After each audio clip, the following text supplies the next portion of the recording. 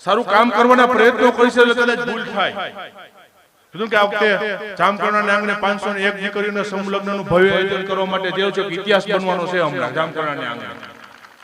કે 501 દીકરીઓનો લગ્ન એટલે કઈ સામાન્ય લગ્ન નહીં.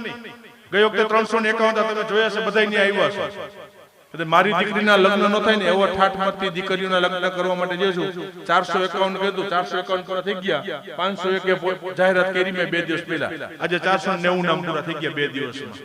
હવે મને કે વધારવા હમાય એમ. પણ આવડું મોટું ભવ્ય આયોજન એક સમાજ માટે કરવા માટે છે. અને કદાચ ત્યાં કદાચ થતું છે ને તો કદાચ એક બે મુશ્કેલી ખામી અમારી રહી જતી હશે. જો કરી છે એટલે રે, બાકી નથી કરવું એનાથી કાંઈ નથી થતું. એવા નડિયા ગણવા વાળા જે લોકો છે ને મારે આ જાહેર મંચ ઉપરથી કદાચ કેવું ન જોઈએ પણ ના છૂટકે કેવું પડે છે કે એ સારું કામ કરવાના પ્રયત્નો કરતા હોય એમને અવરોધમાં હાડકા નાખવાનું બંધ કરી દેજો.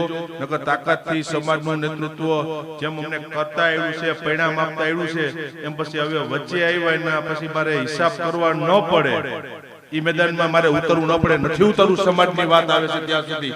પણ કીધું કે છેલ્લે એન્ડ સુધીમાં મને જો હેરાન કરવાના પ્રયત્નો કરવાના થાય કે ટોટકે નક્કી કરી લીધું હોય છે તો પછી હું રાજકીય માણસ છું. છેલ્લે સામે વાર કરતો જ મને આવડે છે.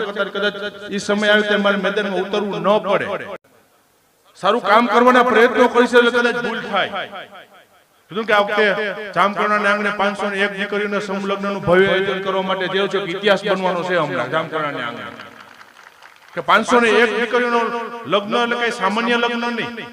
ગઈ વખતે 351 તમે જોયા છે, બધા અહીંયા આવ્યા છે. મારી દીકરીના લગ્ન ન થાય ને એવો ઠાઠમાંથી દીકરીઓના લગ્ન કરવા માટે જે છું 451 કીધું, 451 પૂરા થઈ ગયા. 501 જાહેરાત કરી મેં 2 દિવસ પહેલા. આજે 490 નામ પૂરા થઈ ગયા 2 દિવસમાં.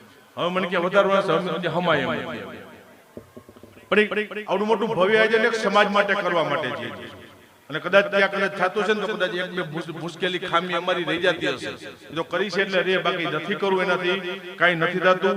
એવા નડિયા ગણવા વાળા જે લોકો છે ને મારે આ જાહેર મંચ ઉપરથી કદાચ કેવું ન જોઈએ પણ ના છૂટકે કેવું પડે છે કે એ સારું કામ કરવાના પ્રયત્નો કરતા હોય એમને અવરોધમાં હાડકા નાખવાનું બંધ કરી દેજો. નકર તાકાતથી સમાજનું નેતૃત્વ જેમ અમને કરતા આવ્યું છે, પરિણામ આપતા આવ્યું છે, એમ પછી હવે વચ્ચે આવ્યા એના પછી મારે હિસાબ કરવા ન પડે. ઈ મેદાનમાં મારે ઉતરવું ન પડે. નથી ઉતરવું, સમાજની વાત આવે છે ત્યાં સુધી. પણ કીધું કે છેલ્લે એન્ડ સુધીમાં મને જો હેરાન કરવાના પ્રયત્નો કરવાના થાય કે ટોટકે નક્કી કરી લીધું હોય છે તો પછી હું રાજકીય માણસ છું. છેલ્લે સામે વાર કરતો જ મને આવડે છે. કદાચ ઈ સમય આવે ત્યારે મારે મેદાનમાં ઉતરવું ન પડે.